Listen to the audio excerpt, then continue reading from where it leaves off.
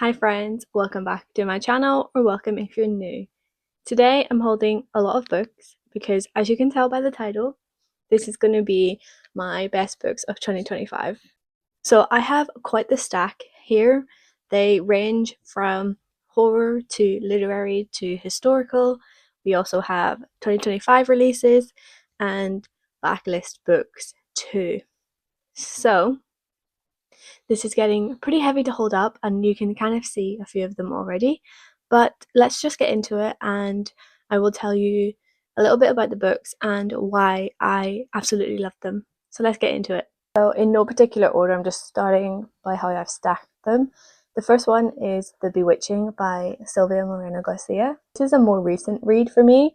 I got a copy from the library, but I knew as soon as I finished it, I wanted to own a copy because it was just incredible. It's following multiple generations. We're following different timelines. It's historical horror, and I loved the prose and the connections that were made between the timelines and how magical and witchy this book was. It made me angry in certain areas. I um, I just really love historical fiction, and I think you'll notice that throughout this stack. Historical is really hitting with me recently. I give this book 5 stars. Highly recommend picking this book up. And I knew I wanted the American edition because the UK cover is just not hitting as much as this one. So when I went to New York, I of course knew that this book was going to be on my list that I needed to pick up. And I'm so happy that I found it and managed to get this gorgeous copy. Then we move into Starved Acre by Andrew Michael Hurley. I read this back in June. This is a folk story. It's set in the English countryside, and it's very strange and weird. And I just loved everything about it. I love folk stories, and this one did not disappoint whatsoever. The atmosphere that Andrew is able to create in this story was just impeccable, and you feel the dread in the story. So essentially, it is about grief. We're following a couple who just lost their son, and they've moved into a countryside home. The mother is experiencing such heavy grief that she thinks that her son could possibly come back to her, and the father ends up staying outside a lot to do some research and do some archaeology in the land that they now own essentially and live on.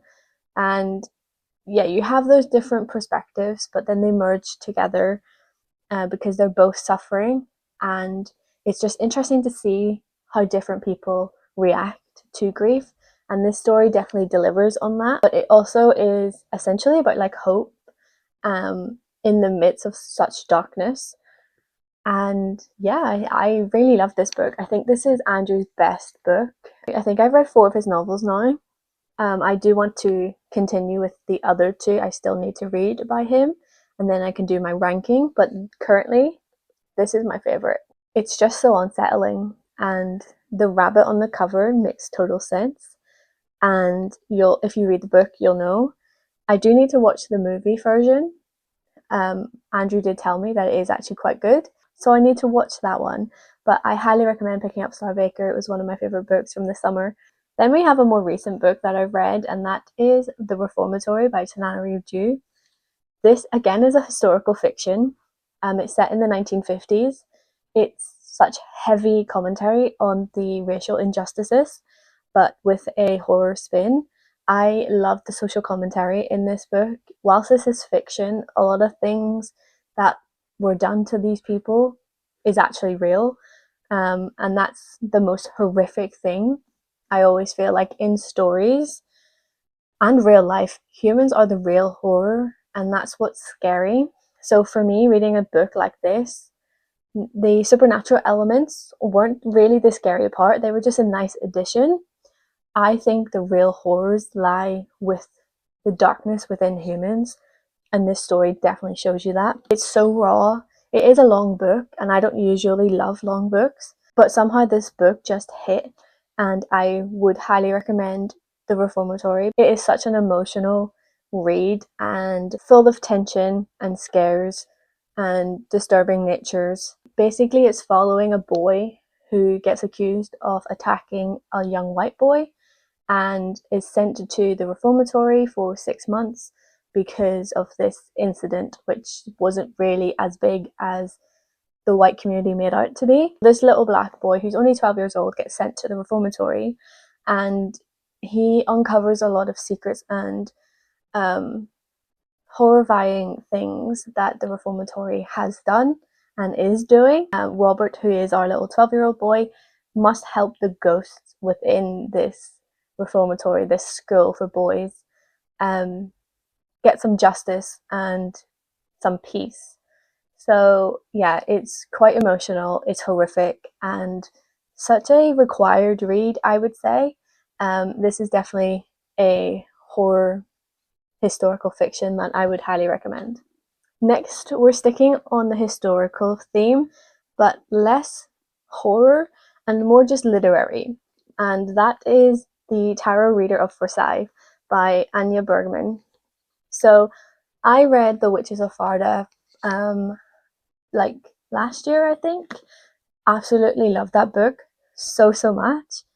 I knew I had to pick up The Tarot Reader when I seen that Anya was bringing out another novel. This was incredible. So we're following the tarot reader, and she is the tarot reader for Queen Marie Antoinette.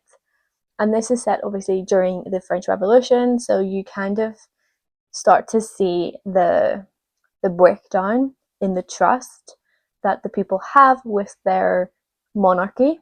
It is inspired by the true story of Marie Antoinette and the French Revolution and all that, but it is highly fictionalized, but it is truly captivating.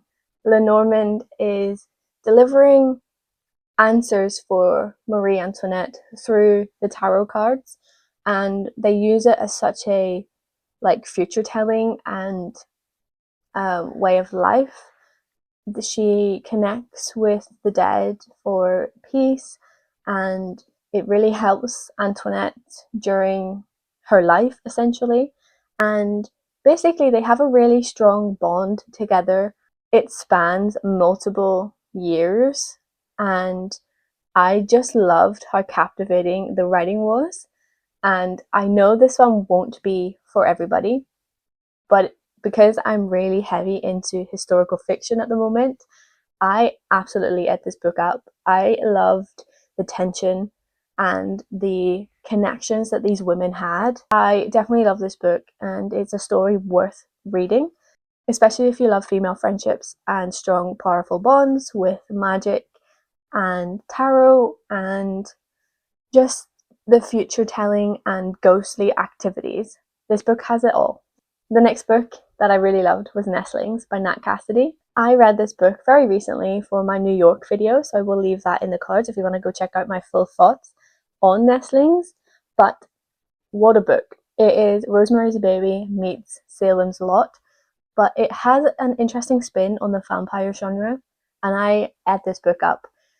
We're following a couple who move into an apartment on a lottery winning scheme, and things just aren't what they seem in this building. Our main female character, she is disabled, so living on like one of the top floors just doesn't seem like the best idea, but they do it anyway, and things start to get weird and strange for this couple. And I really loved how it was written. I would say it's quite a slow burn, but how gothic in the prose that it was kind of made the slowness bearable. Tension and dread in this story was just impeccable, and it's definitely made me want to pick up more by Nat Cassidy. I'm so glad I have Mary on my TBR for 2026, and I think The Wolf Comes Home, When the Wolf Comes Home, When the Wolf Comes Home is also one I cannot wait to pick up too. But Nestlings is definitely a great book, especially if you're wanting to try the vampire genre, but something a little bit different. I definitely recommend Nestlings. Next, we have Notes on an Execution by Dania Kukafka. I hope that's how you pronounce it. This was such a surprise for me. I absolutely loved this book. So this is following a serial killer who is on death row. He is facing his last 12 hours of life and reflecting back on his entire life and what led him to being on death row. It's told through the perspectives of three women who are affected by this serial killer. And I really loved how this book didn't romanticize the serial killer aspect, but rather the impact on the victims and the victims' families. I really feel like that's lacking a lot in popular media. When people are romanticizing serial killers, you often forget that they actually did harm a lot of people, and not only the people who died or affected, but the people and the families that remain afterwards always have that haunting them. And I really loved how this touches upon the different victims and the victims' families, and how this guy just took advantage, and I just couldn't stop reading it. So I really think this was a powerful read. It's very captivating, the writing style was incredible, and I can see why people really love this book. So I'm so glad I actually finally got to read it in 2025. So going back to historical fiction, and we're talking about The Showwoman by Emma Cowing. This is set in 1910. It is a literary fiction historical read that is about a female circus, and it was incredible. I really loved the different connections that these women had. They went through some bits in their lives, but they all came together, formed this circus in 1910, which is so unheard of because women weren't allowed to be their own person back then. And you could see how people were treating these women because it was seen as being weird and odd, but they were incredible performers, and a lot of dark things go down in this story, and you can kind of just see that female friendship growing throughout the story, and it was just full of twists and incredible storylines. I highly recommend picking it up if you enjoy your literary stories. This is a debut novel, and I give it 5 stars. I've thoroughly loved reading it, and I'm really excited to see what Emma writes next. I do believe she has one coming out in 2026, so I am very intrigued to read that one. Another more recent read that I absolutely adored, and that was Little Eve by Catriona Ward. This is another historical read. As you can tell, I have a theme this year. I was loving historical books. This is set in 1921, but it also has like dual timelines. So it is a gothic story that is set on a Scottish island, basically following this family who are so remote and isolated that they are basically a cult. We're following this little girl and her life on the island. She doesn't have a great time of it, and it's very twisty, and I feel like I don't want to tell you too much more about the story because I think Catriona Ward is best going in a little bit blind, but it is a beautiful gothic literary fiction that makes you want to read it a second time just to pick up on other things that maybe you missed, because I feel like this is so interweaved and there's so many hidden um, things going on that you'll read it and she's telling you something, but you don't really pick it up as being a reason for the plot. So now that I know the outcome, a reread of this might be able to pinpoint these subplots and where they fit into the storyline a little bit better.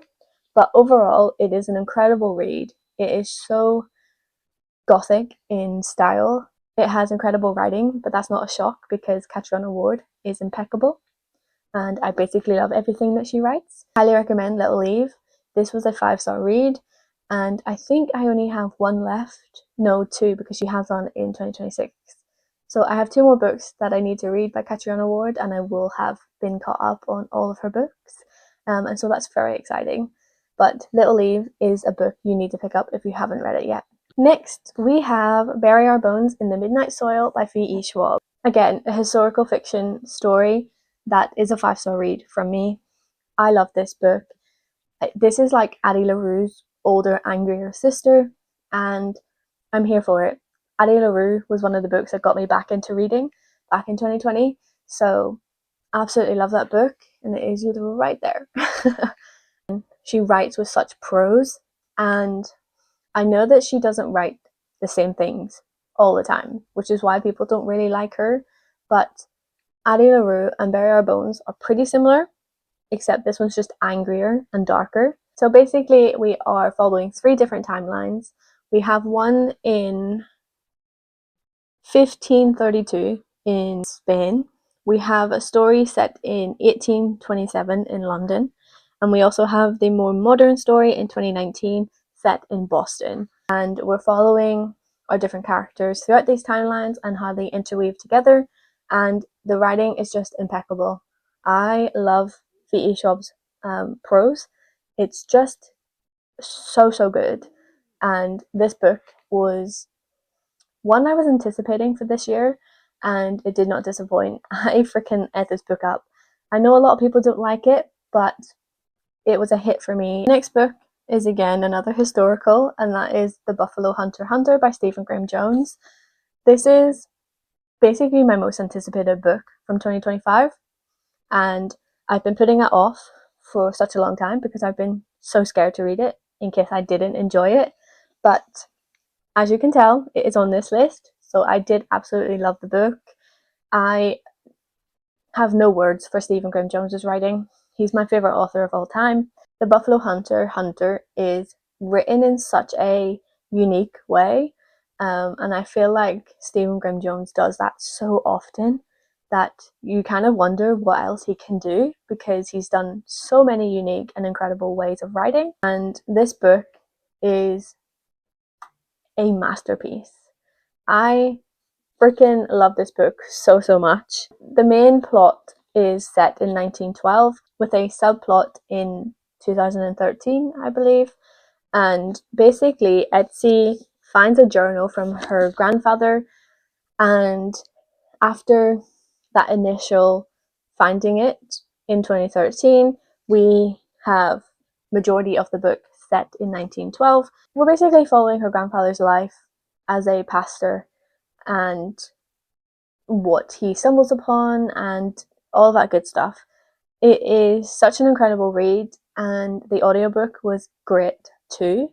I read the majority of this at home physically, and then I finished it in New York via audiobook, and that was just incredible. Basically like a reinvention of the vampire trope, and the way it was done, impeccable.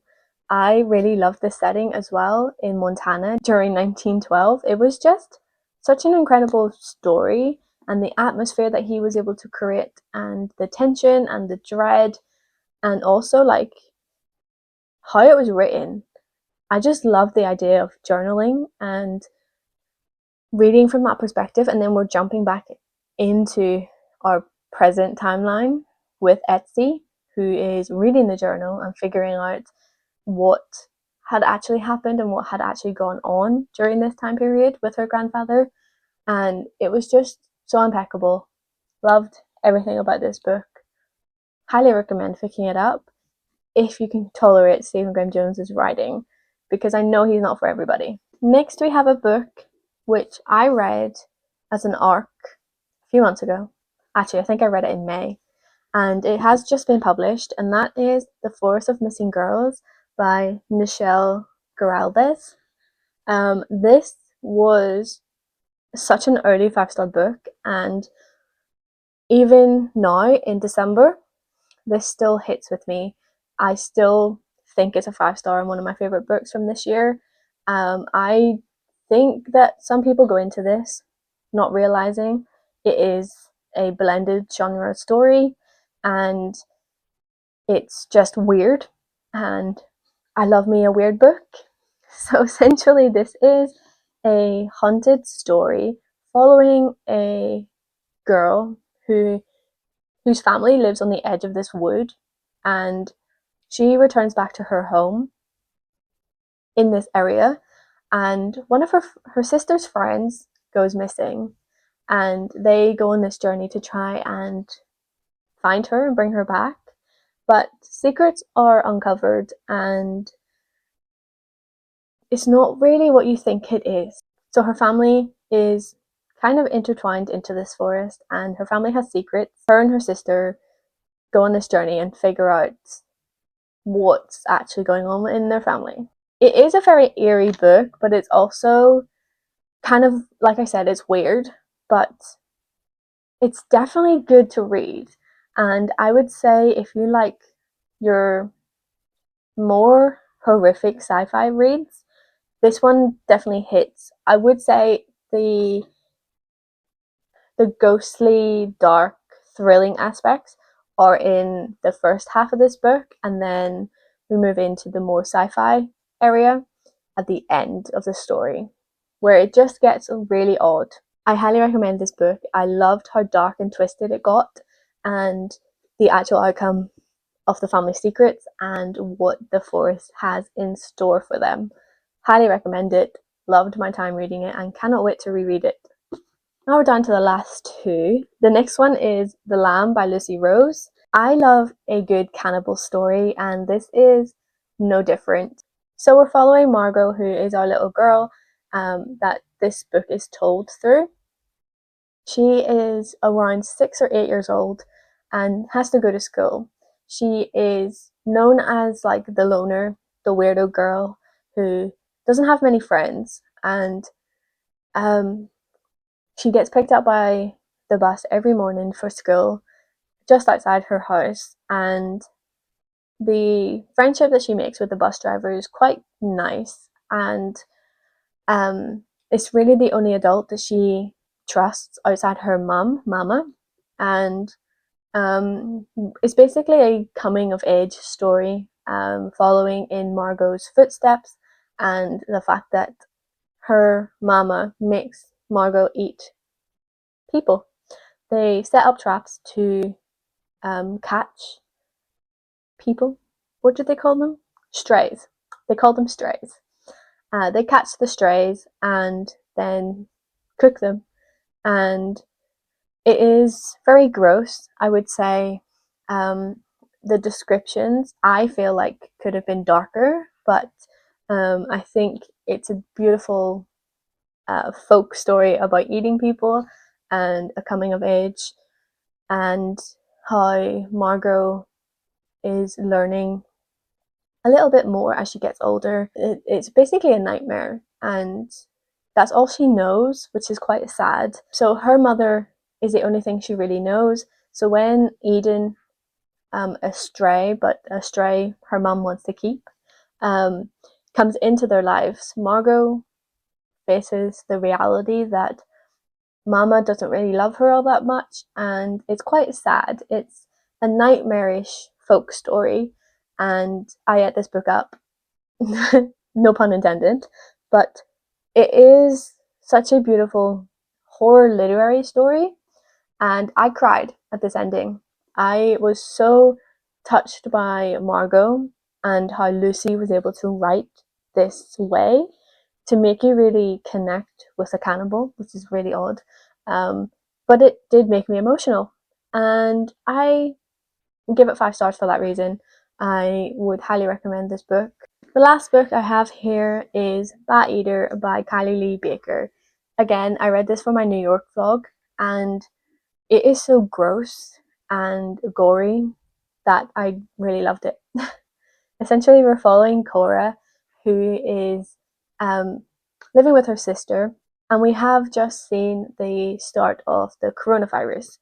And basically, this is following the treatment of Asian people during this outbreak and what people did to them. Basically, her sister gets pushed into a oncoming subway train, and someone screams "Bat Eater" at her, and the descriptions of the death, and it was just so bold that I was like, wow, this book is setting up to be an incredible read. And that is true. The book was a 5-star read because of how gory it was, and the descriptions and the atmosphere that Kylie was able to write. Oh, just incredible.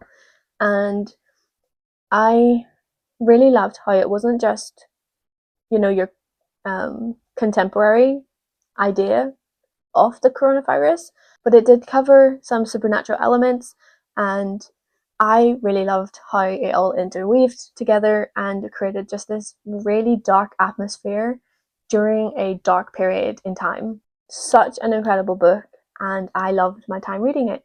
So there you have it. Those are all of my favorite reads from 2025. Majority of them are all 5 stars. I think there is like 2 4-star reads here, but I did have such a great reading year, and these are basically my standouts from the year. And I am so happy that I had so many great books. Let me know in the comments what your favorite book from 2025 is. I can't pick one. It is so difficult to just pick one here. So that is why you have such a stack of books in this video. So thank you so much for watching this. And again, do let me know in the comments what your favorite book was. And please do stick around. I would love to have you here again. So do hit the subscribe button if you would like some more bookish content from me. I will catch you in the next one. But until then, keep your pages turning and embrace the darkness. Bye!